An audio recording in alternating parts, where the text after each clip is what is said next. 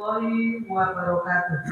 Waalaikumsalam warahmatullahi wabarakatuh. Bismillahirrahmanirrahim. Assalatu wassalamu ala asyrofil anbiya'i wal mursalin wa ala alihi wa ashabihi ajmain amma ba'du. Yang pertama dan utama marilah kita panjatkan puji dan syukur kepada Allah Subhanahu wa taala karena pada hari ini hari Senin tanggal 27 Oktober 2025 kita diberikan kesempatan untuk bertatap muka dalam kegiatan berbagi praktik baik 7 jurus BK hebat oleh Bapak Tejo Asmara SPD Guru BK SMP Negeri 3 Solo Kabupaten Semarang, di mana beliau merupakan calon fasilitator daerah Kabupaten Semarang tahun 2025. Masih calon ya Pak? Masih. Oh, masih. Yeah. Masih calon berarti masih harus melengkapi persyaratan. Baik, yang kedua, tak lupa sholawat serta salam selalu kita tujukan kepada junjungan kita Nabi besar Muhammad Sallallahu Alaihi Wasallam yang selalu menjadi tauladan bagi kita semua. Baik, untuk kegiatan hari ini, yang pertama adalah pembukaan, yang kedua sambutan kepala sekolah SMP Negeri 3 Solo, yang ketiga paparan, yang kelima tanya jawab, dan yang keempat tanya jawab, dan yang kelima penutup. Mari kita buka kegiatan pada siang hari ini dengan bacaan basmalah bersama-sama. Bismillahirrahmanirrahim. Acara yang kedua adalah sambutan Kepala SMP Negeri 3 Solo yang akan disampaikan oleh Bapak Dr. Andes Syaiful Bahri. Bapak, kami pesannya Pak Tejo sambutannya cukup pendek. Punten Om. Nggih. Pak Tejo. Iya. Matur suwun. Oh, satu menit. Kepada Bapak Kepala Sekolah, kami silakan. Assalamualaikum warahmatullahi wabarakatuh. Yang terhormat Bapak Ibu Guru Keluarga Besar SMP Negeri 3 Solo. Pertama-tama marilah kita panjatkan puji syukur kehadirat Allah Subhanahu wa taala atas rahmat karunia-Nya kita bisa berkumpul semua di lab IPA dalam keadaan sehat. Yang kedua, salawat dan salam kita sampaikan pada junjungan Nabi Agung Muhammad Rasulullah Sallallahu Alaihi Wasallam yang kita tunggu syafaatnya besok di yang berakhir. Bapak Ibu, pertama-tama saya menyampaikan selamat pada Pak Tejo untuk bisa berbagi praktik baik dalam komunitas belajar SMP Negeri 3 Solo dengan 7 jurus BK hebat. Nah, ini. Kalau saya melihat 7 jurus BK hebat, berarti ada jurus-jurus untuk menangani perilaku anak, ya, di dalam bimbingan konseling. Jadi setelah Pak Tejo mengguru di BBGMP Serondol, seminggu ya Pak, 3 hari atau seminggu Pak? 4 hari. Ya, oh di Solo ya. Itu mendapatkan pencerahan tentang penanganan anak-anak di sekolah yang jelas dengan diberikannya 7 jurus ini harapannya anak-anak mempunyai karakter yang baik. Ya harapan kita semua anak-anak yang sekolah di 3 Solo itu manuto. Jurus pertama mungkin manuto itu penting, ya.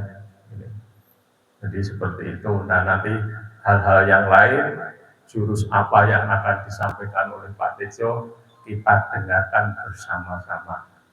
Baik saya selaku kepala sekolah, Bapak Ibu selaku guru wali, ya. Ini juga nanti menyangkut ke sana, Bapak Ibu yang sebagai guru wali tetap akan diminta pada Pak Tejo untuk menangani juga masalah jurus BK yang hebat. Kiranya itu aja, dan saya berharap apa yang nanti akan disampaikan oleh Pak Tejo bisa bermanfaat dan berkelanjutan di SMP Negeri 3 Solo. Saya akhiri, Wassalamualaikum warahmatullahi wabarakatuh.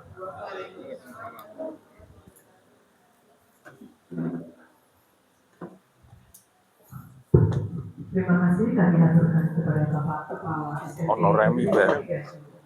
Honoremi bareng. Saya ada 3 akun Bapak Ibu. Belum. Mungkin daripada ngantuk ya, musuh langsung cakep. Baik. Pergi ke pasar membeli buah. Buah dibeli untuk dibagikan.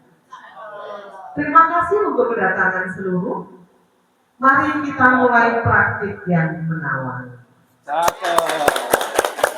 Masih ada lagi ya. Burung nuri terbang melayang hingga tiba dahan pohon pinang. Semoga acara ini membawa terang, berbagi ilmu untuk semua yang datang. Jalan-jalan ke kota tua, melihat bangunan tinggi menjual. Cakep. Semoga acara ini membawa sukacita, mendapat manfaat saling bertukar. Cakep. Terima kasih teman-teman. Baik, langsung saja ya. Katanya Pak Tejo, ikan sepat ikan gabus lebih cepat, makin cepat makin bagus. Kita Terima kasih Pak. kepada Capasda untuk BKK Kabupaten Semarang 2025 Bapak Tejo Asmara. Monggo Pak Tejo.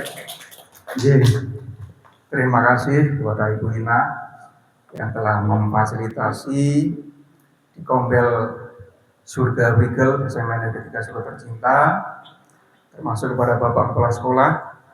Kami ucapkan terima kasih untuk kesediaannya mendampingi kami untuk berada di kegiatan ini.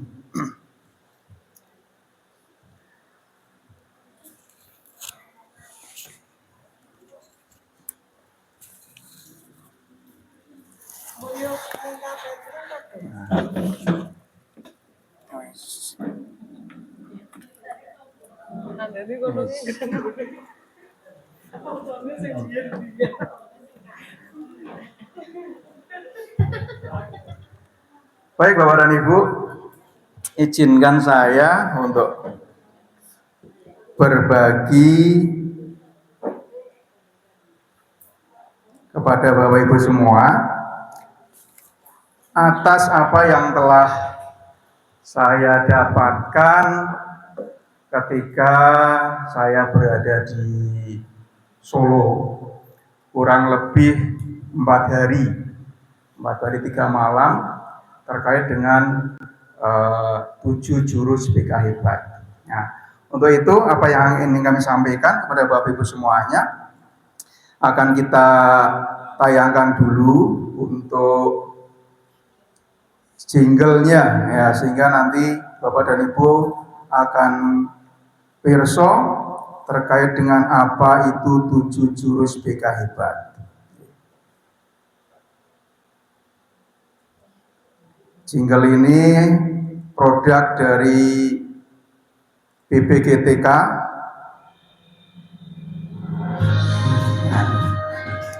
Ini berada di YouTube.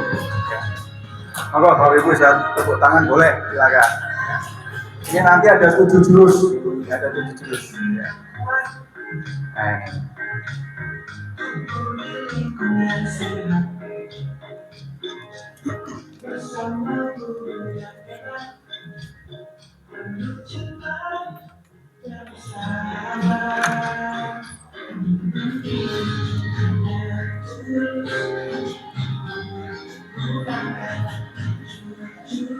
Nah, ini 7 jurusnya apa saja, Bapak Ibu? Nah, 1. Kenali potensi. Nah.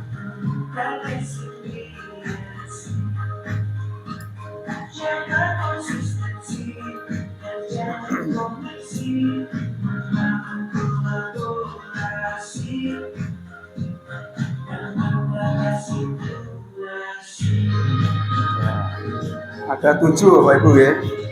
Nah.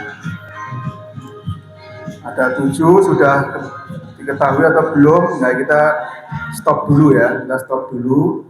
Kita akan langsung masuk ke paparan yang pertama. Karena tugas kami selaku calon Fasda di Kabupaten Semarang ada 31 orang kemarin sudah kami bersama-sama. Yang pertama adalah menyampaikan 7 jurus ini, kami pilih 2, tugasnya adalah 2 kepada peserta didik. Kemarin sudah kami lakukan. Yang selanjutnya adalah berbagi praktik baik atas apa yang telah kami lakukan kepada Bapak dan Ibu Guru. BK atau Mapel semuanya ya, karena di sini 7 jurus BK tidak hanya untuk guru BK saja, tetapi untuk semua guru.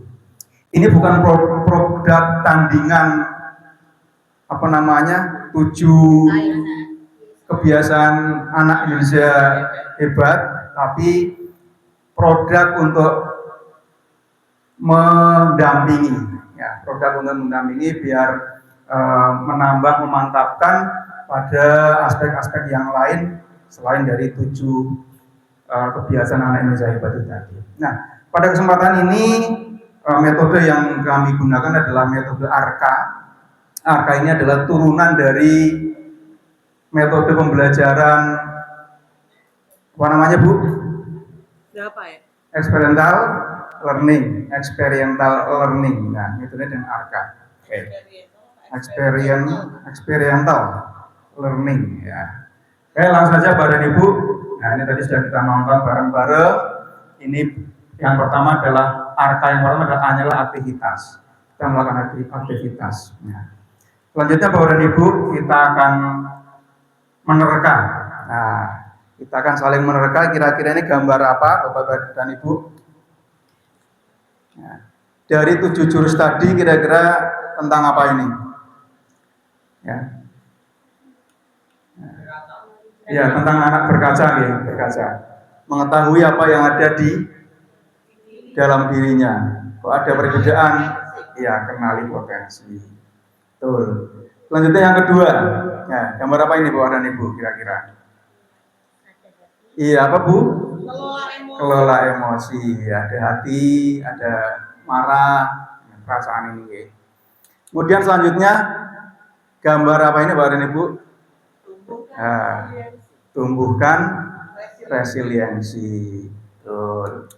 Ada lagi apa ini kira-kira? Orang sedang apa Bu? Ya, menutup telinga. Dia berusaha untuk teguh pendirian, konsisten. Ya, betul. Selanjutnya ini ya, gambar apa kira-kira Bapak dan Ibu? Apa? Jalin koneksi Pak. Iya, menjalin koneksi. Bu Ina cepet banget nih ya. Bu Ina cepet banget nyandelnya, menjalin koneksi.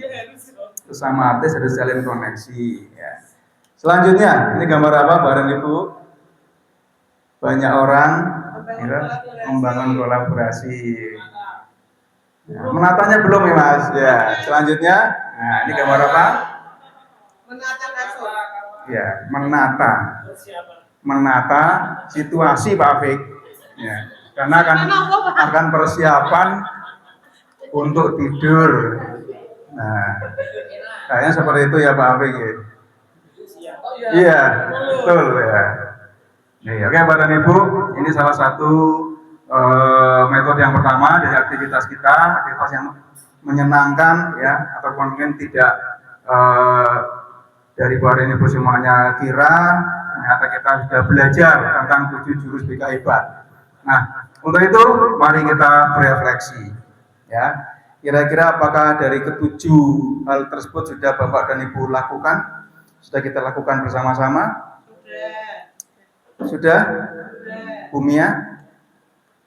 Menata situasi, mengelola emosi. Sudah ya Bapak dan Ibu ya? Sampun, insya Allah sudah semua. Tinggal apakah itu efektif atau belum? Nah itu nanti yang akan kita lihat bersama-sama ya. Karena memang itu butuh proses ya.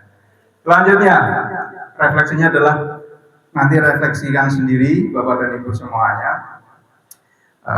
Selanjutnya, mari kita pahami konsep tentang 7 jurus BK Hebat. Boleh dicatat, boleh Bung ya? Boleh, ya Pak. Nanti kalau yang tidak sempat nyatet akan saya beri filenya, file presentasinya nih. Tidak mau dibuka nih Bu. Ya, pokoknya dari Bapak Ibu semuanya tekniknya seperti apa dalam belajar nanti juga akan kami sampaikan ya.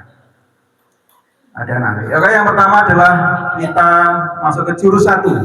Ya, ini sepintas akan kami berikan ya tentang materi 7 jurus BK Hebat karena nanti akan saya share atau berbagi praktik baiknya yang lebih banyak. Ini adalah kenali potensi Bapak Ibu. Ya. Jadi pada fokus pengembangannya yang ingin kami sampaikan di sini adalah tentang bagaimana peserta didik atau murid ya istilahnya sekarang adalah murid itu bisa mengenali potensinya masing-masing. Bu Ina, Bu Mia, Bu Mun pasti sudah tahu tentang ini. Fokusnya adalah gambar ini ya Bu. Sekolah hewan, bukan yang gambar Mbak ya, bukan. Nah, ini selingan saja. Nah, sekolah hewan. Artinya apa ini? Intinya ya disuruh naik pohon, ya Bu Ina ya. Artinya ya, disuruh naik pohon semuanya. Gimana caranya? Nah, kembali ke masing-masing individu ini pasti punya potensi masing-masing. Tidak mungkin gajah akan naik patekelan kayak munyuk. Ya. Kalau terus balapan mungkin akan lebih cepat munyuk. Ya, apalagi guguk ini nggak bakal mungkin bisa naik. Ya, untuk itu kalau ada satu burung, ya burung yang akan naik ke atas itu kok pengennya kayak monyet, ya bakal ketinggalan jauh, jadi tidak akan bisa. Tapi dia ternyata punya sayap yang bisa digunakan untuk terbang, sehingga langsung bisa naik ke atas pohon. Nah itulah yang sekarang ini harus kita lakukan pada murid. Terkadang kita sendiri pun belum bisa mengenali potensi sejati kita, ya. Tetapi hanya karena ingin ikut-ikutan ataupun ingin sama dengan temannya. Pak Afing iso voli, aku kudune iso voli. Ternyata bakat saya di basket misalnya ya, atau potensi kita di yang lain. Nah intinya itu. Jurus 2. Nah ini kelola emosi. Nah jurus 2 adalah kelola emosi. Ini kita juga sudah sering kali, bahkan setiap hari ya Bu, setiap detik, setiap menit. Nah apalagi di sekolahan, wah pokoknya setiap hari. Ini tentang self awareness. Artinya apa Bu? Bu? Ya, apa artinya? Iya, kesadaran diri sendiri, yang menyadari diri sendiri, mengenali peta emosi, sedih, marah, gitu, ngantuk, ikut nggak Bu? Nggak ya? Ya. Nggak ikut. Sedih, tender itu apa Bu tender? Nah, excited itu sangat-sangat apa Bu? Tertarik. Sangat-sangat tertarik. Nah ini, apakah guru BK, di sini hanya Bu Eni ya, sama saya. Guru B boleh marah? Kira-kira boleh nggak? Boleh. Apakah guru mapel boleh marah? Apakah bu guru boleh marah? Boleh. Boleh. Tapi harus Ya. sabar. Tapi harus sabar. Sabar atau sadar? Harus sadar ya. Harus sadar ya. Boleh. Ya, karena kita punya perasaan. Tetapi nanti akan kita lihat bersama-sama bagaimana cara mengelola emosinya. Sehingga marah yang kita tunjukkan kepada murid adalah marah yang mendidik. Bahkan marah kalau saya sampaikan kemarin adalah marah yang didramatisir ya seperti itu ya. Marah yang didramatisir. Kalau anak-anak muda sekarang suka drama, drakor, kita juga bisa ya, harus berdrama. Marah untuk bisa menyadarkan anak-anak. Nah ini ada neokortex, limbik, reptil. Nah ini ketika kita dalam kondisi kontrol diri, maka yang ada di otak kita adalah neokortex, terkendali. Ya, limbik ini masih samar. Ya. Gemes, istilah kalau orangnya gemes. Bocah kok ono gemes pada kecene. Ini nganu ki isi terkontrol, masih ada tahan. Nah, ini kalau yang reptil ini, dinosaurus ini wis ora koran benar ya, sapu iso nyapu dewe, kursi iso melayang ya, sudah nggak terkontrol. Nah ini yang harus kita kenali dari emosi kita dan harus kita kendalikan, harus kita kelola. Nah, selanjutnya jurus yang ketiga, Bapak dan Ibu. Nah, ini adalah tumbuhkan resiliensi. Ini juga sangat penting untuk kita berikan kepada para murid. Karena apa? Karena murid zaman sekarang katanya termasuk generasi apa Bu? Strawberry. Ya, generasi strawberry. Kalau bahasanya Pak Yatman itu generasi ucen. Nah, ucen itu strawberry deso. Ya. Generasi yang lemah, katanya begitu. Generasi yang tidak tahan banting, aleman, manja, gitu. Di temek sidik, jarane di garuk, nah, dan sebagainya. Nah ini, mengapa resiliensi penting? Nah, resiliensi sendiri itu adalah apa Bapak Ibu? Daya lenting. Bangkit kembali dari keterpurukan. Setelah jatuh, bangkit lagi, jauh lebih kuat. Jauh lebih kuat. Nah ini. Mengapa penting untuk anak-anak? Bullying sering terjadi. Bahkan di tempat kita mungkin pernah ya Bu ya. Pernah. Siswa sampai ke SMP. Siswa SMP sampai bunuh diri. Saat HP disita dadak bunuh diri. Enggoli apa ngeboti apa tau sesane gitu. Gitu. Diajak karena mungkin faktor keluarga. Nah, ini yang perlu kita tumbuhkan kepada diri para murid. Resiliensi dalam diri murid terbagi dalam beberapa faktor. Self-awareness, kesadaran diri, emotional stability, stabilitas emosional tadi, sampai dengan self-compassion. Nah, ini adalah cara kita untuk apa sih yang harus kita tahu tentang diri kita.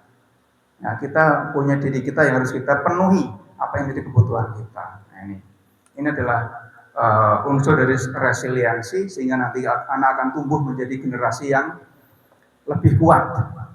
Karena ini menjelang generasi alpha, Ibu Inagi, menjelang generasi alpha yang harus kita persiapkan anak-anak untuk bisa lepas dari generasi Z atau generasi strawberry.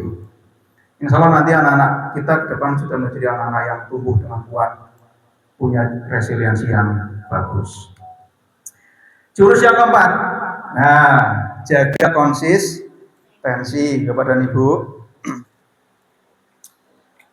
Fokus pengembangan yang akan kami sampaikan di sini adalah pembiasaan berbasis kesadaran. Ini yang seringkali terjadi di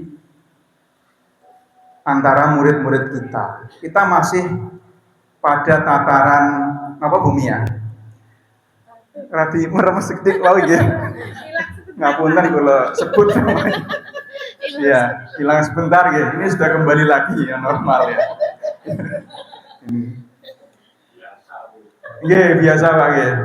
Tidak kita pungkiri Bapak dan Ibu, sampai dengan saat ini kita masih banyak menyadari, mengiyakan bahwa yang kita terapkan pada anak-anak itu masih lebih banyak cenderung adalah memaksa. Mereka masih terpaksa. Nah, itu saya yakin itu. Kon nganggo klambi sing apik atau sing rapi, ya kadang ya terpaksa. Hampir bisa dibilang seperti itu.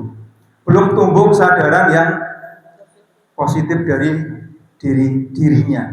Nah, sehingga yang menjadi fokus pengembangan kita di sini nanti adalah bagaimana menerapkan anak-anak itu sudah tumbuh kesadarannya untuk melaksanakan kegiatan yang ada di sekolah, baik itu tata tertibnya, aturannya, cara mainnya, bahkan kesadaran untuk belajar, bukan belajar untuk belajar. Data dioyak-oyak dan sebagainya ya mudah-mudahan ke depan ini sudah mulai hilang, sudah biasa. Nah, ini yang harus kita terapkan adalah disiplin positif. ya, disiplin positif. Bukan karena faktor eksternal seperti paksaan, tapi lebih dominan adalah kesadaran secara internal. Walaupun mungkin diawali dari faktor eksternal. Dan itu support system istilahnya ya Bu. Menumbuhkan tanggung jawab jangkanya panjang. Ya, kalau yang ini kan jangkanya pendek. Besok nih seorang Bu Ina ya bocah-bocah ora do manut piye kae. Nah, krungu suwantane Bu Ina tekan kantin kono tekan setuju. Tanpa nganggo sound system wis terdengar itu ya. Bahkan pernah pakai sound system malah sound systemnya pecah ya Bu. Rusak ya. Juga merusak. Ini kita di sini PR-nya itu. Banyak sound systemnya rusak mungkin karena sering dipakai Bu Ina. Mungkin Pak, itu Pak itu. Itu ya, kayak di situ Pak. Salahnya di situ. Selanjutnya, ini udah dirusak loh ini. Rusak. Selanjutnya masih jaga konsistensi Bapak dan Ibu. Ya. Ini kata Kak Seto ya. Parents, nah, parents itu siapa? Orang tua.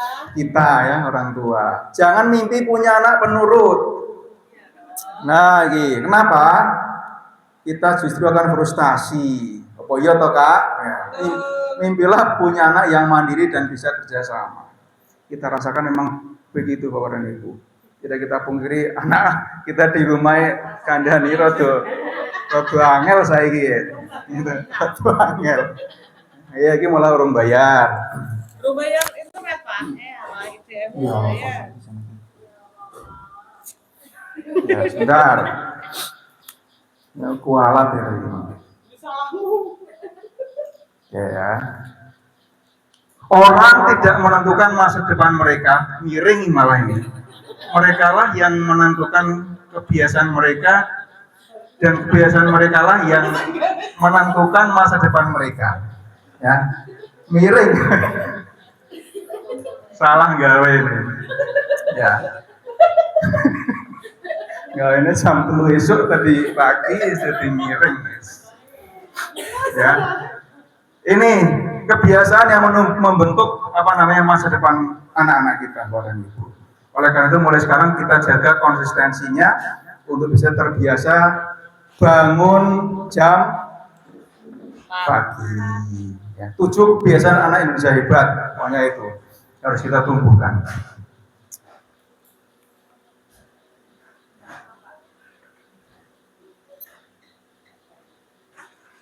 Oke, selanjutnya Bapak dan Ibu, jurus yang kelima, jalin koneksi. Nah, ini kita sebagai guru, Bapak dan Ibu, kepada murid kita, termasuk mungkin kepada sesama rekan sejawat, kepada Bapak Kepala Sekolah, kepada teman-teman yang lain, orang tua dan sebagainya, perlu menumbuhkan atau menjalin koneksi. Kan ini sangat penting Bapak dan Ibu. Untuk itu, fokus pengembangannya di sini adalah satu, keterampilan mendengarkan aktif. Kita terkadang bisa ngomong kepada murid, nyuruh ini dan itu, sapu, iki sapu, nanti mau dipakai Pak Tejo nanti, misalnya begitu. Tapi terkadang ketika ada keluh kesah dari murid, kita terkadang tidak sabar untuk bisa mendengarkan dengan baik. Ya, keterampilan membuka percakapan, keterampilan bertanya, merespon, menyimpulkan. Ya mboten Bu. Rumusnya menjadi pendengar yang baik, yang aktif adalah ada dengan dengar jam. Ya. Dedikasikan tubuh dan jiwa kita, ikhlas. Ya. Ketika ada anak yang keluh kesah, ikhlas. Ekspresi diperlihatkan. Ketika Pak Nanang mungkin dicurhati anak-anak, Pak, mana Pak, kulo itu ditukari lagi. Alah, suara apa-apa. Nah, begitu guys. Jadi ada ekspresi, oh ya gimana Dik? Gimana? Nah, mungkin seperti itu ya. Netralkan posisi. Ya, kita harus netral Pak Nanang. Ya, kita anggap kita adalah sebagai orang tua dari anak-anak. Terlepas mungkin itu apa yang menjadi kesalahan anak-anak sendiri. Harus kita dengarkan dulu. Gangguan hilangkan, ya, hilangkan hal-hal yang mengganggu. Ketika sedang kita ngobrol dengan anak, ada sesuatu, ya tolong untuk bisa disampaikan dulu. Saya sedang, mohon maaf nanti sebentar ya. Kadang kita pun begitu dengan Bapak Ibu guru sesama kita, dengan teman-teman juga. Ketika Bu Mia sedang ngobrol dengan Bu Heni, agak buat seperti itu, kita ada perlu sedikit nih sebenarnya. Kadang ketika kita mau nyelo itu kan juga kita pikir-pikir. Ya, betul. Jangan sampai merusak suasana di antara beliau-beliau. Nah itu. Kemudian amati ini si pembicaraan, respon jangan dipotong. Jangan dipotong. Ya. Ketika anak sedang menyampaikan sesuatu, jangan langsung dipotong. Kita sabar dulu. Nah, kemudian masih jalan koneksi, ya ini salah satu tadi yang saya sampaikan ketika ada anak curhat kepada Pak Nanang untuk bisa ditanggapi dengan baik, Pak Nanang. Ya. Kepada siapa anak curhat? Apakah harus kepada guru BK? Boleh. Okay. Pada siapapun guru yang anak-anak mau curhati, silakan, boleh. Ketika anak atau murid merasa nyaman dengan guru ini, ya silakan anak harus kepada guru itu. Tidak harus kepada guru BK, ya. Nah, termasuk tatapan mata ini juga ada ilmunya, Pak. Ketika kalau dalam ilmu konseling itu, Mbak ini mungkin wis ngelotok ya. Nah, pandangan mata itu juga ada maknanya. Ketika kita melihat murid sedang curhat ini, jangan dipentelengi terus Pak Nanang. Ya. Pemane bocah ayu gitu. Tapi minimal itu berapa kedipan Mbak ini? Ya, 2 sampai 3 detik kedipan mata saja. 2 sampai 3 detik. Tak. Wis. Ganti, pindah ke mungkin melihat bahunya atau pandangan yang lain. Ya. Kalau lebih akan berpotensi timbul perasaan-perasaan yang lain, Pak. Ya. Kode etiknya adalah di situ. Kita sebagai konselor, guru BK, diajari seperti itu. Saya kalau ngobrol dengan Bu Karni, ya terus pandang-pandangan ini, jadi nyalur ini. Ya, kode Bu ini itu jadi nyalur. Tapi 2 detik sampai 3 detik ganti. Mungkin pindah lihat kudungnya atau lihat suasana yang lain. Selanjutnya ada ini, jalan koneksi ini penting sehingga ada materi yang banyak. Ada segitiga restitusi. Ya, ini produknya guru penggerak. Ya, tetap dilanjut karena apa? Ini sangat bermanfaat. Itu. Walaupun mungkin programnya sudah sementara di pending Ibu, Lina di pending, tapi sudah di blacklist pending ya, nggak di blacklist ya Bu ya? Sudah selesai ya, sudah selesai. Kalau ngomong di blacklist, sudah selesai ya. Ini menstabilkan identitas, validasi tindakan yang salah, menanyakan keyakinannya. Terus sudah hafal ini Bapak Ibu. Bangun kolaborasi, ya ini antara guru kelas dengan guru BK harus bisa membangun kolaborasi. Jurus yang ke-6, perannya adalah 1, guru kelas mendidik dalam mata pelajaran, guru BK memandirikan dalam mengembangkan potensi. Ya, ini ada banyak peran semuanya antara guru mapel dengan guru BK sama-sama saling berkolaborasi, tidak bisa berjalan sendiri-sendiri, Bapak dan Ibu. Ya, apalagi dengan wali kelas, dengan guru wali, dan dengan guru-guru yang lain. Ya, semuanya saling bersinergi, berdampingan untuk melayani peserta didik atau sekarang istilahnya adalah murid. Nah, sampai dengan tantangannya adalah masalah sosial, emosional, perilaku yang mempengaruhi kemampuan belajar. Guru BK tugasnya apa? Permasalahan sosial, emosional, dan karakter murid yang lebih kompleks. Nah, jadi ketika ada anak kok kira-kira ditangani Bapak dan Ibu, Sekarang saya tanya, boleh nggak Bu Guru mapel menangani permasalahan anak? Boleh mboten Bu Mia? Nggih. Boleh. Oke. Jadi tidak semuanya ambruk berarti dibroke ke guru BK. Ya nanti ada apa namanya tahapan-tahapannya di sini ada ya. Nah, ya ini kecil ini. Nah ini sampai di sini. Nanti tanya boleh, tidak apa-apa. Kita kan juga diskusi. Ada tier 1, tier 2, dan tier 3. Ini kompleks permasalahan. Ketika ada permasalahan datang ke guru yang menemukan guru mapel, silakan bisa ditangani Bu, tidak apa-apa. Oke. Jadi ketika itu masalah yang tidak terlalu kompleks bisa ditangani saat itu juga, silakan ditangani. Langsung saja. Nah, sehingga nanti ketika ada permasalahan yang lain masuk ke tier 2 baru ini kita masuk ke ranah yang selanjutnya. Ya, sampai dengan tier 3 yaitu terkait dengan alih tangan. Tidak bisa kita tangani di dalam lingkup sekolahan, harus di alih tangankan. Seperti anak-anak yang mungkin kecenderungan penyakitan, ya toh, ora iso sinau karena apa? Mripate nun sewune kurang jelas penglihatannya. Ini kita tidak bisa menangani. Monggo Bu. Ngajeng mawon mboten apa. Sehingga apa? Kita alih tangankan kepada siapa? Kepada Bu Dokter meripat. Kita nggak bisa menangani itu. Ya, sehingga dialih tangankan itu.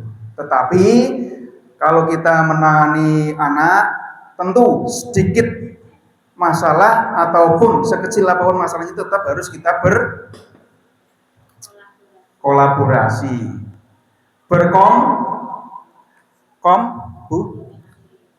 berkomunikasi, betul, berkomunikasi sehingga biar guru wali kelas maupun guru BK bisa juga tahu. Oh kemarin Bu Madu menangani anak kepleset, wah, ada cekcok satu dengan yang lain. Oh sudah ditangani. Tapi sampaikan kepada wali kelas, kepada guru BK sehingga ada informasi yang masuk kepada sektor-sektor itu. Sehingga ketika nanti ada timbul masalah lagi, kita sudah tidak tanya-tanya lagi. Oh iya toh, orang ngomong ke aku, udah seperti itu ya. Nah, sehingga dengan demikian masalah yang terjadi di anak itu tidak double. Ya, tidak double. Maksudnya adalah begitu. Nah, sehingga nanti ketika ada masalah yang tier 2, kita bisa berkolaborasi lagi. Tier 2 ini adalah masalah yang lebih kompleks lagi. Intensitasnya tidak 1 kali, 2 kali mungkin lebih dari 3 kali. Bocah kok ngono terus ya? Napa ya? Ya toh. Kok melakukan gelut, dhisik ya gelut wis ping 5. Ini meneh dadi ping 10. Ini berarti masalah yang perlu kita tindak lanjuti lebih kompleks lagi. Nah, selanjutnya ini pil biru ya. Selanjutnya masuk ke ini tadi yang alih tangan ya, alih tangan. Masalah ringan, berat, referral. Ini tugasnya kepala sekolah, termasuk di dalamnya adalah ada guru BK, konselor, psikolog, dokter tadi yang disampaikan. Selanjutnya adalah terlibatan orang tua juga penting kepada didik. Mau nggak mau kita harus melibatkan orang tua. Mau nggak mau. Karena apa? Informasi, komunikasi, kerjasama itu harus antara orang tua dengan sekolahan. Ya, anak sekolah itu tidak hanya kita saja yang menangani Bapak dan Ibu, tapi juga orang tua di rumah. Oleh karena itu kolaborasi dengan orang tua sangat penting. Komunikasi sajalah dengan orang tua juga di WA dan sebagainya.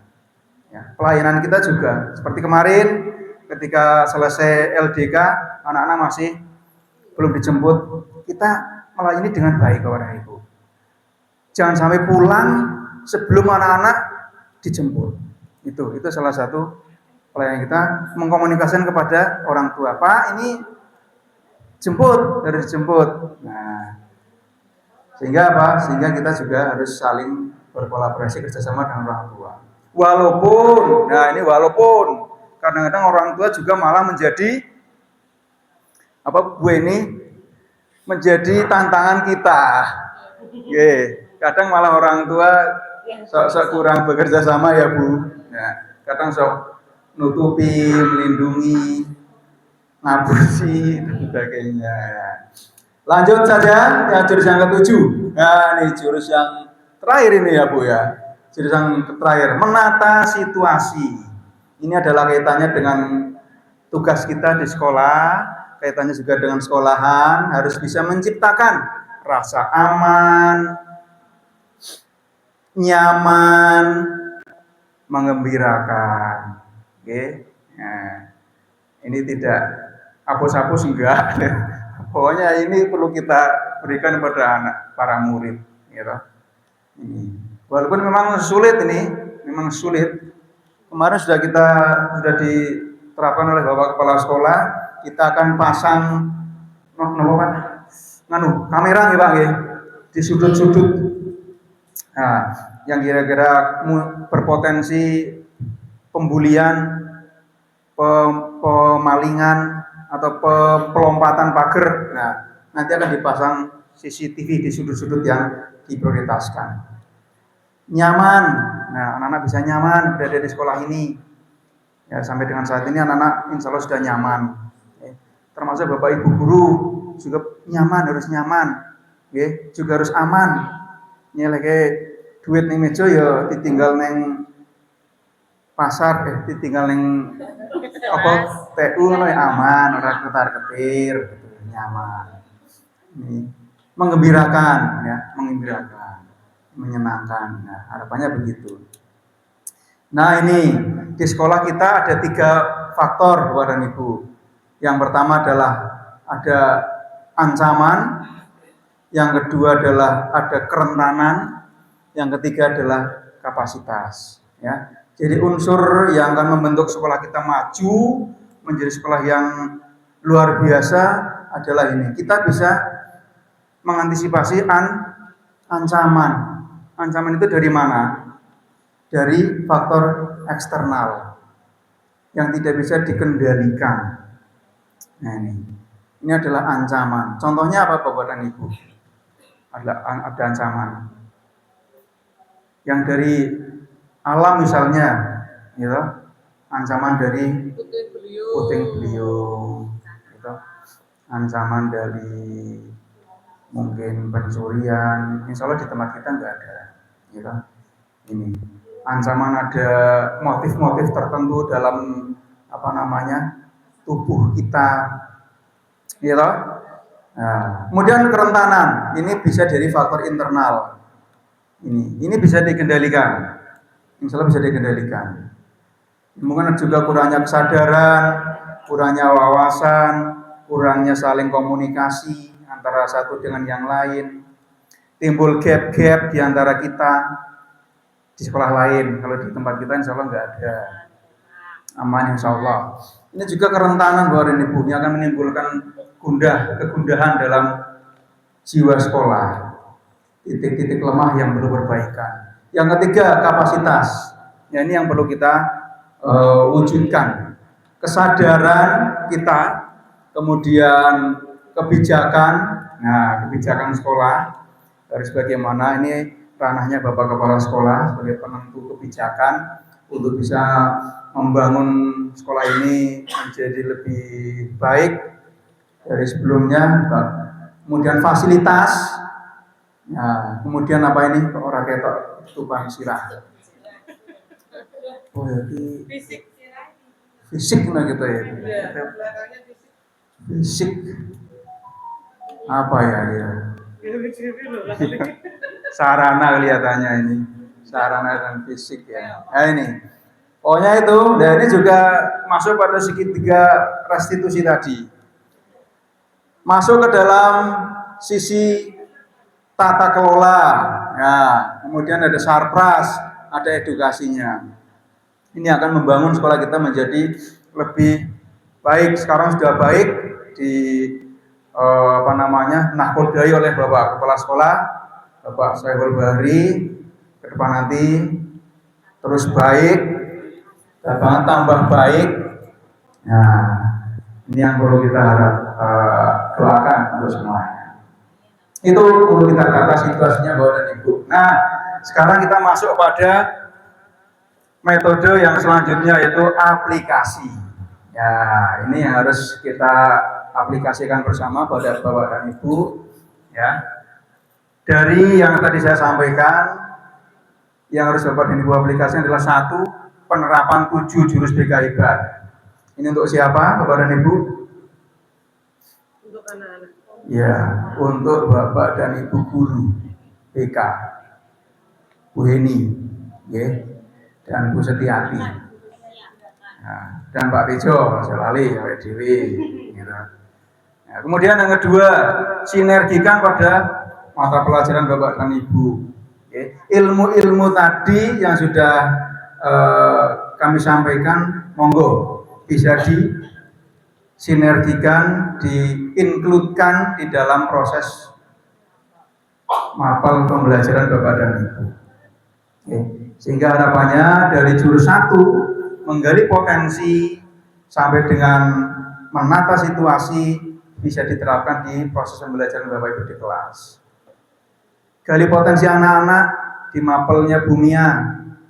Nah, misalnya mapel IPA, anak potensinya di hal apa Bu? Nah, ya, masing-masing anak pasti beda, gitu. Pasti akan beda. Sampai dengan menata situasi kelas ditata dengan sebaik-baiknya. Nah, bagaimana biar anak bisa nyaman, tidak ada gangguan dari temannya, sing sok jahil, ya, dudukkan dengan yang tidak jahil, biar ketularan. Biar ketularan orang jahil, tapi kebanyakan ketularan jahil ya. Ya, sing anak kecil duduknya kok senangnya di belakang malah ya kelas 7 ya. Dudukan di depan. Ya, anak kecil yang tidak terlalu tinggi. Ya, atas situasinya. Itu sampai dikelola emosi juga sama, Bapak dan Ibu. Mungkin sampai sekarang Bapak Ibu tidak menyadari kalau pernah menerapkan mengelola emosi di pembelajaran Bapak dan Ibu. Apa Bu Ina? Teknik stop. Teknik stop, ya, di penerapan pembelajaran, proses pembelajarannya Bapak dan Ibu. Stop and go ya Bu ya. Itu stop and go. Sambil kalau di Bu ini itu ada istilah relaksasi. Ya tuh Bu, kita tenangkan dulu perasaan anak-anak. Andica yang mungkin sedang gundah, tenangkan dulu. Kita tenangkan. Bu, gelut ora kowe Bu. Tenangkan dulu. Bu, Pak Wawan nggih. Ya. Awan sabar beliaunya. Ya, belum pernah marah Pak Wawan. Ya, belum pernah marah. Karena beliau guru agama, nek marah gitu kurang pas nih Pak. Tapi bukan karena itu ya, tapi karena memang pembawaannya beliau kan begitu, harus begitu ya. Beda dengan Pak Tejo, sithik-sithik tendang Tejo ya. Tapi ya dengan ini saya juga belajar, ini merefleksi diri sendiri, harus lebih sabar. Ya, biasanya nggak bisa. Ya, ini ada nih Bu. Kalau emosi, pernah saya lihat di kelasnya Bu siapa itu, mungkin di kelas-kelas namanya ada apa namanya Bu ini itu situasi emosi ya. Hari ini nyemplung ke pulpen sedang di gambar senyum, ya toh? Nanti hari kedua ada gambar sedang merengut, itu, iya. Cuaca emosi. Nah, tempeli di papan kelas ini cuaca emosi. Nomor absen 1 emosinya sedang bagus. Ya, nulis itu sedang baik-baik saja. Besok rada merengut, rada disangoni mae. Sebagainya. Itu Bapak dan Ibu, kita sudah selesai. Nah, oleh karena itu lanjut ke tahap berikutnya. Kita sebelum diskusi ya Bu, kita pada masuk ke tahap inti. Tadi baru pembukaan ya, Bapak dan Ibu. Baru pembukaan. Ampun jenuh dulu. Nggih, ampun jenuh. Tadi kontraknya sampai selesai ya, Bu ya. Sampai jam 3 nggak apa-apa katanya ya. Oke. Ini ya ada. Tenang saja. Ini yang inti, Bu. Inti dari tugas saya untuk menyampaikan ke Bapak Ibu apa yang sudah saya terapkan pada anak-anak. Dari yang sudah saya dapatkan dari Kutha Solo. Neng Kutha Solo. Ya. Berbagi praktek 2 jurus yang sudah saya terapkan. Jurus yang pertama yang saya terapkan adalah kenali potensi. Oke, kenali potensi. Nah, kalau di BK itu mengenali potensi lewat satu adalah tentang gaya belajar. Nah, gaya belajar. Anak-anak itu cenderung belajar pribadinya ke arah yang mana. Sehingga nanti kalau belajar di rumah, dia bisa lebih mudah belajar dengan cara yang seperti apa. Itu ya. Nah ini saya terapkan di kelas 9A. Kita kolaborasi dengan Bu Mia selaku wali kelasnya. Mana sudah saya izin untuk menyampaikan ini kepada murid kelas 9A karena apa namanya kami rasa, kami pantau, kami lihat ternyata kelas 9A ini berpotensi untuk bisa lebih mengenali potensinya dengan baik. Nah, sehingga saya ajak terlebih dahulu sebagai pilot untuk bisa kita laksanakan yang pertama. Metodenya juga ARKA, ya, turunan dari experiential learning, aktivitas, refleksi, konsep aplikasi. Yang saya lakukan apa, Bapak dan Ibu? Kemarin saya lakukan adalah dengan aktivitasnya anak-anak mengisi instrumen dari akun Aku Pintar, gitu ya. Nah, ini. 1 tentang gaya belajar, 2 tentang kecerdasan majemuk, yang ketiga adalah tentang raisek, ya, atau minat. Nah, minat di profesi. Nah, ini aktivitasnya begitu. Kemudian yang saya lakukan juga setelah itu adalah merefleksikan kepada anak-anak semuanya potensi apa saja yang anak-anak kenali dari yang sudah anak-anak lakukan asesmennya. Bagaimana hasil asesmen membantu anak-anak dalam menjalani karir atau belajarnya. Nah, dari gaya belajar yang sudah diketahui anak-anak, apakah betul sudah sesuai dengan yang kalian pelajari selama ini? Nah, ternyata ada yang, oh iya benar Pak, cocok dengan saya. Nah, ternyata juga ada yang tidak. Kok saya beda ya Pak ya? Nah, itu ya, ini beda-beda anak. Kemudian apabila proses asesmen dilakukan pada murid, bagaimana melaksanakan hasil asesmen itu? Salah duanya adalah untuk belajar ketika ulangan. Beda ceritanya ketika belajar di sekolah, ya orang ibu, karena terkadang gaya belajar itu tidak cocok untuk diterapkan di proses pembelajaran klasikal ya Bu Ina ya, klasikal. Tapi cocok untuk dilaksanakan untuk pembelajaran pribadi diri sendiri. Nah ini refleksinya saya suruh nempelkan di kertas plano ini. Nah, kertas plano dan anak-anak bisa menyampaikan setelah melakukan refleksi. Ini sudah seringkali Bapak dan Ibu lakukan, terutama ketika zaman dulu program guru penggerak, terus beluai ya Bu ya, terus kurang. Nah ini terus selanjutnya masuk ke tahap konseptualisasi. Saya berikan materi terkait dengan potensi diri. Nah, yang saya sampaikan tadi adalah sama sekolah hewan, bagaimana setiap individu itu punya potensi masing-masing yang berbeda, tidak sama satu dengan yang lainnya. Nah, kemudian selanjutnya Bapak dan Ibu, setelah itu anak-anak saya suruh untuk mengaplikasikan. Ya, caranya bagaimana? Melakukan kelompok kecil, berkelompok sesuai dengan kelompoknya, berperan sesuai dengan apa yang diinstruksikan untuk melakukan aktivitas atau melaksanakan apa yang diinstruksi. Ya, nah di sini kemarin sudah saya lakukan kepada anak-anak adalah apa? Dengan membuat rekap dan rekomendasi. Nah, rekap dan rekomendasi atas apa yang sudah anak-anak terima atau dapatkan dari hasil asesmen. Ya, contoh si A ternyata gaya belajarnya visual, maka dia akan centang di kolom gaya belajar visual. Si B ternyata kecerdasan majemuknya adalah cerdas naturalis. Nah, ini juga bisa diterapkan oleh Bapak dan Ibu. Nanti saya share ya untuk akun Aku Pintarnya bagi Bapak Ibu yang mungkin belum kagungan.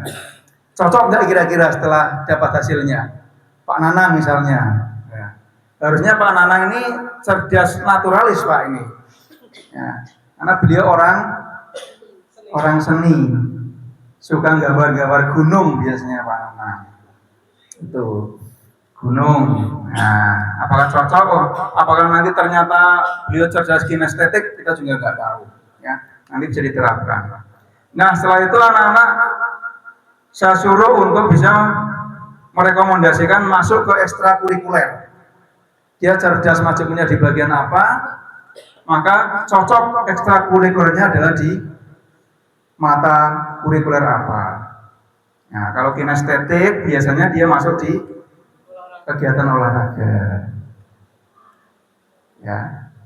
Yang gerak-gerak gitu, yang gerak-gerak. Nih, kalau yang naturalis ya ikut Pak Nanang berarti. Ekstra apa? Kaligrafi, gambar gunung. Nah, setelah itu adalah saya suruh untuk merekomendasikan ke studi lanjut.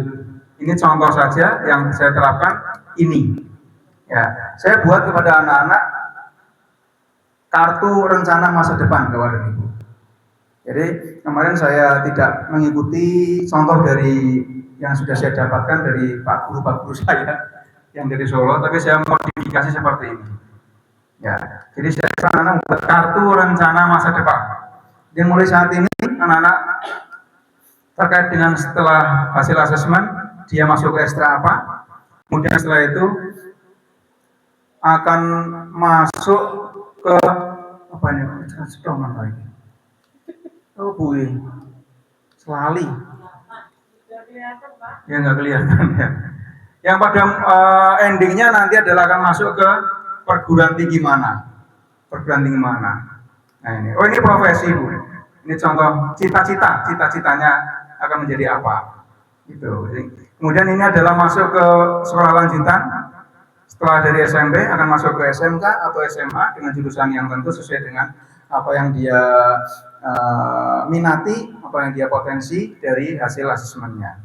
Setelah itu adalah masuk ke perguruan tinggi. Ini rencana masa depan bagi anak-anak. Ini yang saya terapkan dari menggali potensi. Itu bisa Bapak dan Ibu terapkan di mapel Bapak Ibu semuanya. Sama kok, sama. Jadi semuanya bisa diterapkan di masing-masing mapel. Nah, termasuk juga di mapel pilihan. Ada prakarya, ada seni ya Pak ya, seni budaya ya Pak ya, seni budaya. Itu. Nah, selanjutnya Bapak Ibu, yang kedua, jurus yang kedua yang sudah saya terapkan pada anak-anak masih di kelas 9A karena ini adalah lanjutan, adalah yang saya berikan tentang jurus yang ke berapa ini? Ketiga. Jurus yang kedua skip, ya jurus yang kedua skip. Karena saya lihat dari observasi yang saya lakukan, dari pengamatan yang saya lakukan, anak-anak di 9A ini lebih prioritas untuk mendapatkan ini, tumbuhkan resiliensi. Ya, sehingga pada pertemuan selanjutnya saya memberikan materi ini kepada anak-anak di 9A. Tumbuhkan resiliensi. Apa yang saya lakukan? Konsepnya sama di kegiatannya, menggunakan metode ARKA. Aktivitasnya adalah saya berikan permainan kepada Ibu, kepada anak-anak.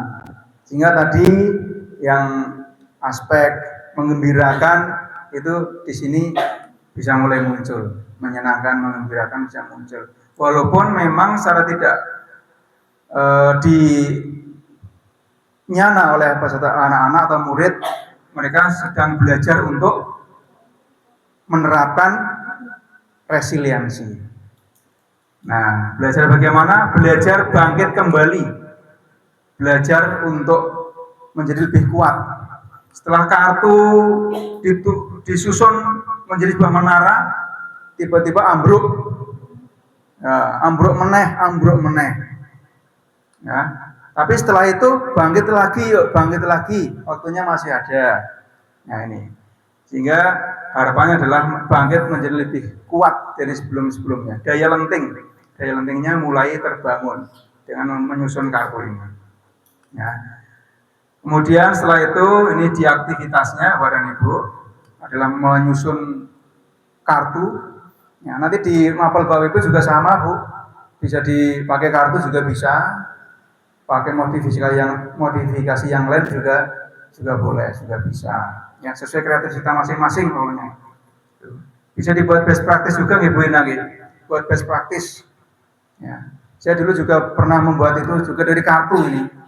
Balik-balik ini masih dalam istilah kartu ya nih Pak Tejo.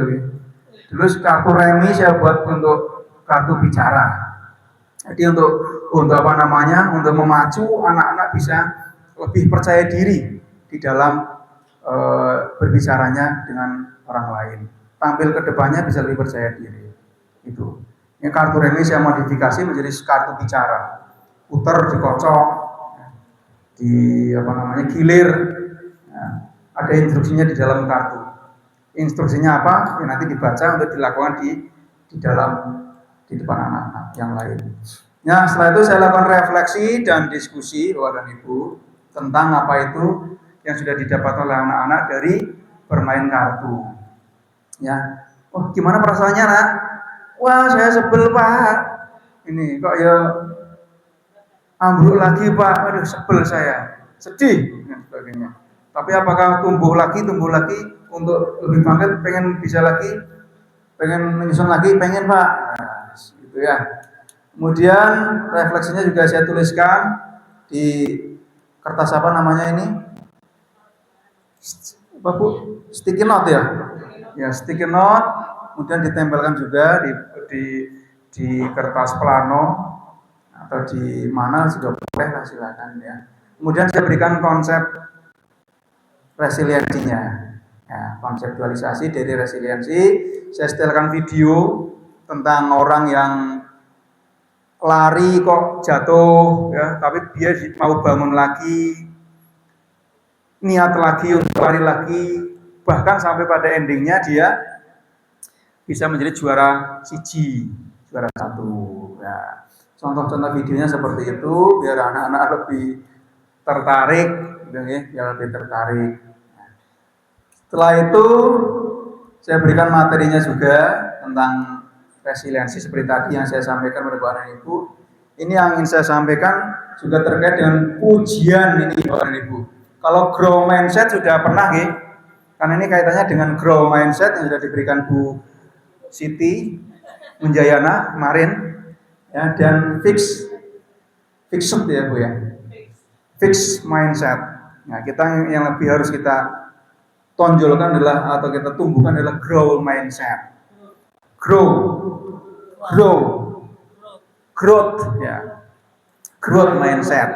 Nah, growth mindset ya. Nah, ujian kepada Ibu, boleh nggak memuji anak-anak?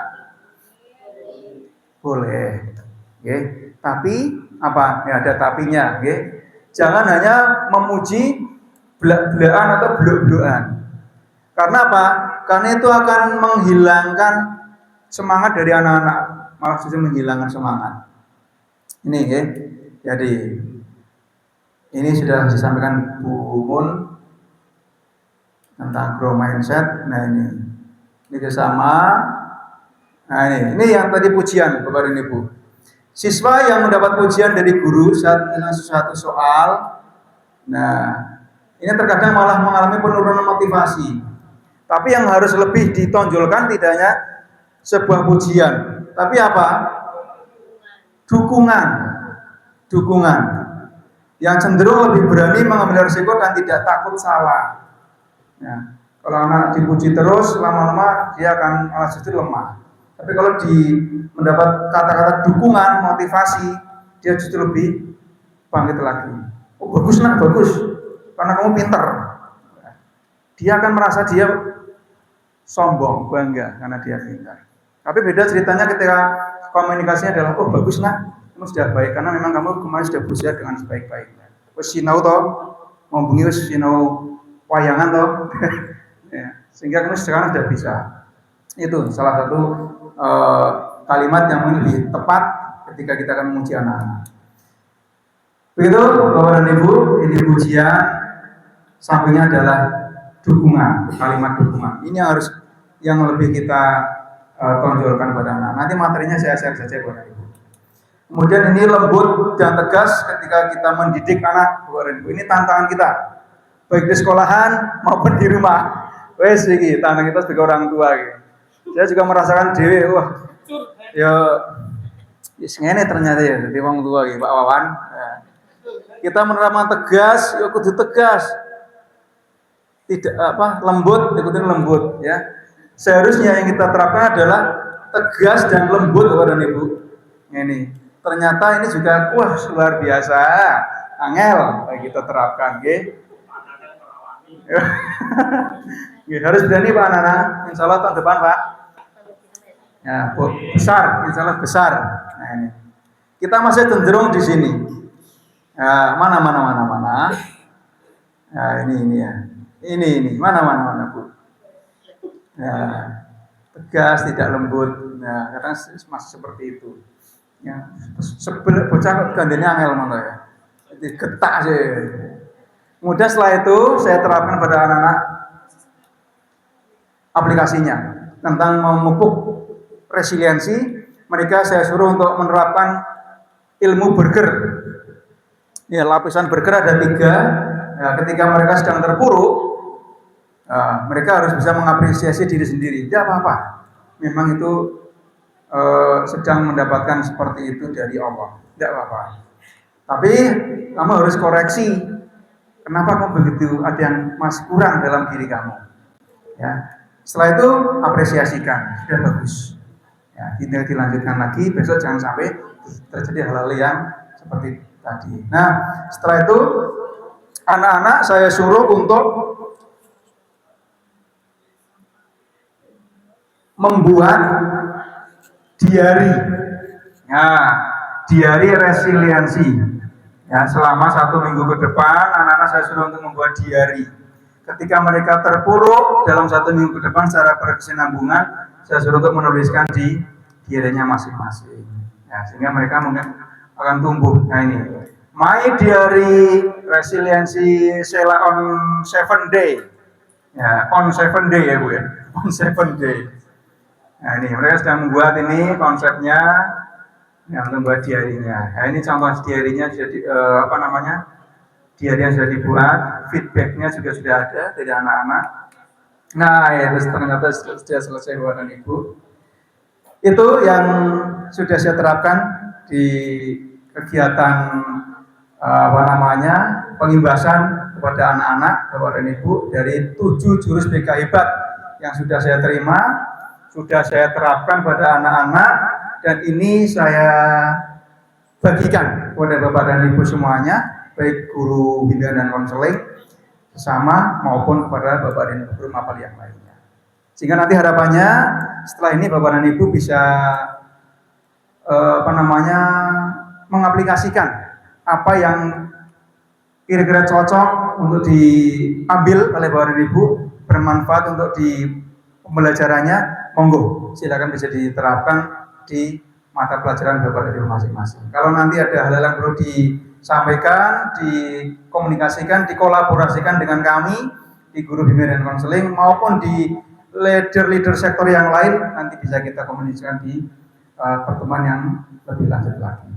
Kiranya itu Bu Ina selaku moderator dan Bapak dan Ibu para audien peserta yang saya hormati. Sementara itu yang dapat saya sampaikan, nanti kalau ada pertanyaan bisa ditanyakan lewat moderator.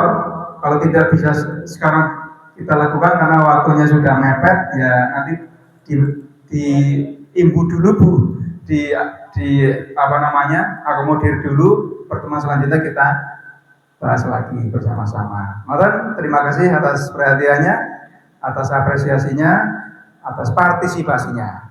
Assalamualaikum warahmatullahi wabarakatuh.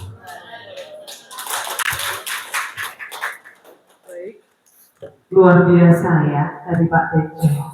Kita jadi kenal apa itu 7 jurus guru BK hebat.